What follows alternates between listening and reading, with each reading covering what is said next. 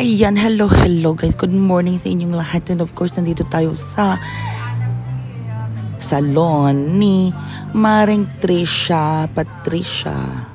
Joke lang. Si Maring Trisha ay social climber, beshi-beshi.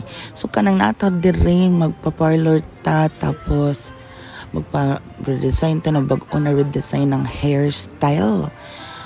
Ayan, katsada ng kanyang design. So, na-bleach ang akong hair. Tiis ganda, good, sakit sa anit kayo.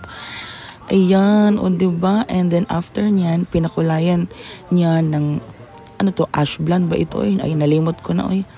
Ayan, ang final product. Thank you so much na ating Beshi Trisha. Ang ganda-ganda na. Parang, ang gusto ko talaga is yung mabukha kong X-Men, si Rogue ba?